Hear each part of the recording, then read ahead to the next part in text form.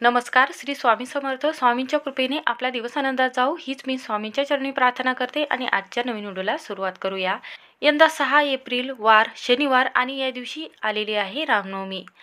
रामनवमीचा अर्थ रामनवमी, ज्याला श्रीराम जन्मोत्सव म्हणून ओळखले जाते. हा सण हिंदू लोकक्षेत्रात युगात भगवान राम यांच्या पृथ्वीवरील जन्माच्या समर्थ मोठ्या उत्सवात साजरा करण्यात येतो. तर यंदा रामनवमी चैत्र महिन्यातील विशेषतः शुक्ल पक्षामध्ये नवमीत तिथीला साजरी केली जाते.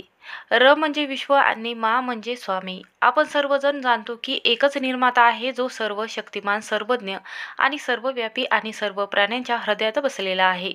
दशरथ कौशल्य यांचे पुत्र म्हणून या ग्रहावर अवतरलेले आहेत.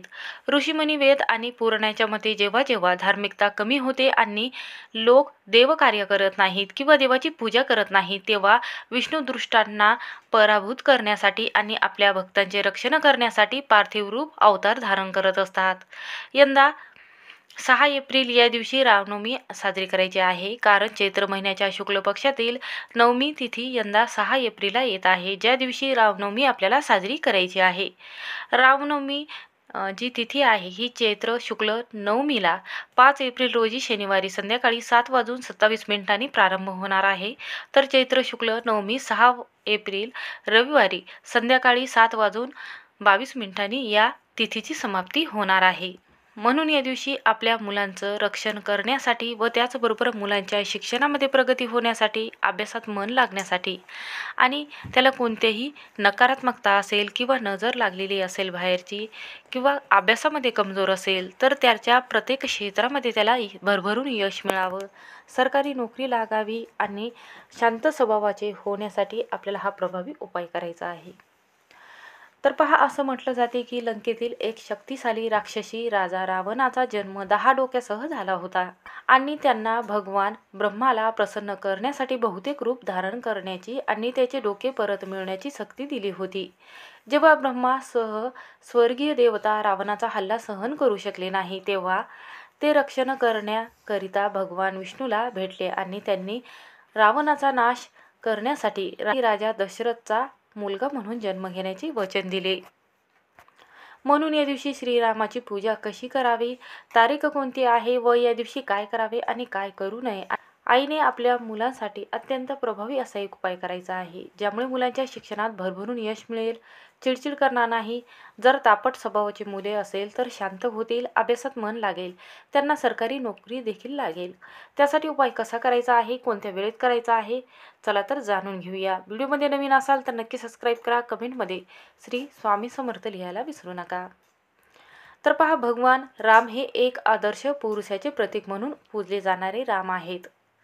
या दिवशी आपल्या प्रवेशद्वारावर आंब्याच्या पानासह किंवा झेंडूच्या पानापासून बनवलेली तोरण मुख्य दरवाजावर लटकावे, चिटकावे किंवा प्रवेशद्वारावर आणि पूजा परिसरामध्ये रांगोळी काढाव्यात. रंगीत पावडरने रांगोळी तुम्ही काढाव्यात. त्यानंतर तुमच्या जवळ जर श्रीकृष्ण बाळ यांची मूर्ती असेल किंवा तुमच्याकडे राम आणि लक्ष्मण आणि सीता आणि हनुमानजीची जे चित्र आहे ते असेल, फोटो असेल, तर एका पाटावर आपल्याला ठेवायचं आहे.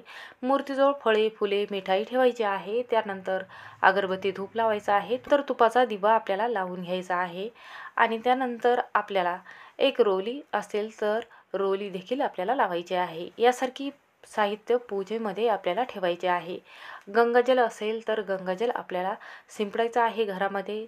त्यानंतर आपल्याला श्री हरिविष्णूजवळ म्हणजेच भगवान श्रीरामजवळ आपल्याला शुद्ध तुपाचा दिवा लावून, अगरबत्ती, धूप लावून पिवळ्या रंगाची फुले अर्पण करायची आहेत आणि कुटुंबातील सर्व सदस्यांनी एकत्र जमायचं आहे. भगवान रामाला समर्पित पवित्र मंत्रपठण करायचं आहे. या दिवशी आपल्याला मुलांच्या जीवनामध्ये सुख, समृद्धी आणि त्याचबरोबर मुलांच्या जीवनामध्ये जर नकारात्मकता असेल किंवा शिक्षणामध्ये कमजोर असेल किंवा कोणत्याही कामामध्ये अडचण येत असेल किंवा त्यांना खूप दृष्ट लागत असेल, नजर लागत असेल किंवा अभ्यासामध्ये जर कमजोर असेल, त्यांच्या अभ्यास केलेलं लक्षात राहत नसेल, तर त्यांच्यासाठी हा उपाय खूप प्रभावी म्हटला जातो. तर हा उपाय कसा करायचा आहे, कोणत्या वेळेत करायचा आहे, चला तर जाणून घेऊयात. तर रामनवमीच्या दिवशी सर्वात प्रथम आपल्याला मंदिरामध्ये जायचं आहे. एक तुपाचा दिवा, एक नारळ, त्याचबरोबर आपल्याला पिवळ्या रंगाची फुले अर्पण करायची आहेत आणि आपल्याला श्री हरिविष्णूला म्हणजे श्रीराम यांना आपल्याला शिरा किंवा बुंदीचे लाडू हा नैवेद्य अर्पण करायचा आहे. आणि आपल्या घरामध्ये जर मूर्ती असेल तर श्रीकृष्ण यांची मूर्ती तुम्हाला घ्यायची आहे किंवा तुमच्याकडे जर श्रीराम यांची मूर्ती असेल तर तुम्ही तांब्याच्या ताटामध्ये मूर्ती घ्यायची आहे. त्यानंतर आपल्याला जल अभिषेक करत असताना श्रीराम श्रीराम हा मंत्र म्हणायचा आहे किंवा तुम्ही श्री विष्णुदेवाय नमः हा मंत्र म्हणू शकता. त्यानंतर मूर्ती किंवा फोटोला आपल्याला गंध लावून हार फुले अर्पण करायचे आहेत. त्यानंतर तुपाचा दिवा लावायचा आहे, अगरबत्ती लावायची आहे आणि शिरा किंवा बुंदीचे लाडू अर्पण करून त्यामध्ये तुळशीचं पान टाकायचं आहे. आणि या दिवशी आपल्याला रामनामाचा किमान 108 वेळा जप करायचा आहे आणि त्यानंतर एक लाल धागा मुलांसाठी घ्यायचा आहे. मुलांच्या कोणत्याही कामामध्ये यशप्राप्ती होण्यासाठी, अभ्यासात भरभरून यश मिळवण्याकरिता, तापट स्वभावाचे असेल तर त्यांचा राग शांत होण्यासाठी हा उपाय आपल्याला करायचा आहे. तर इथे आपल्याला एक लाल धागा घ्यायचा आहे. तर पहा, लाल धागा हा जो आहे हा तुम्हाला बाजारामध्ये लगेचच मिळून जाईल किंवा जिथे फुले असतात तिथे तुम्हाला सहज मिळून जाईल. तर आपल्याला लाल धागा घ्यायचा आहे आणि त्यानंतर या रक्षासूत्राला एक गाठ पाडायची आहे आणि त्यानंतर आपल्याला रक्षा स्तोत्र पठण करत असताना या धागा जो आहे हा धागा आपल्याला हातामध्ये घ्यायचा आहे. त्याला 5 गाठी बांधायच्या आहेत. ही जी रक्षासूत्र आहे, गाठी मांडल्यानंतर आपल्या हातामध्ये घ्यायचं आहे आणि त्यानंतर रामरक्षा स्तोत्र या स्तोत्राचं पठण आपल्याला करायचं आहे. आणि त्यानंतर रामरक्षा स्तोत्र या पठणाचं एक वेळा पठण आपल्याला करायचं आहे आणि त्यानंतर मुलाला शेजारी आपल्याला बसवायचं आहे. मुलांकडून पूजा करून घ्यायची आहे.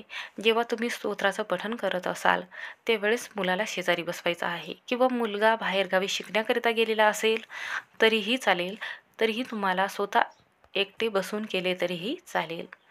आणि या दिवशी हनुमान चालिसाचं पठण करायचं आहे किंवा श्रवण केलं तरीही चालेल.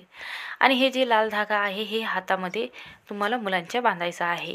त्यानंतर या स्तोत्राचं पठण झाल्यानंतर आपल्याला हा जो धागा आहे हा मुलांच्या हातामध्ये बांधायचा आहे, ज्यामुळे मुलांना प्रत्येक क्षेत्रामध्ये यश मिळत असते, अभ्यासात भरभरून यश मिळत असते. म्हणून हा एक उपाय नक्की करून पहा. त्याचबरोबर या दिवशी घरातील सर्व सदस्यांनी एक तुळशीचे पान श्री हरिविष्णू म्हणजेच श्रीराम यांना अर्पण करायचं आहे. यामुळे श्री विष्णूचा आशीर्वाद प्राप्त होतो. आपल्या जीवनात येणारे दुःख, दारिद्र्य, गरिबी दूर होते, संकटही दूर होत असतात. म्हणून हा एक उपाय नक्की करून पहा. मुलाच्या शिक्षणात प्रगती होईल आणि आपल्या घरामध्ये सुख, समृद्धी आणि धनधान्यामध्ये बरकत होईल. श्री स्वामी समर्थ. व्हिडिओ आवडला असेल तर स्किप न करता शेवटपर्यंत नक्की पहा.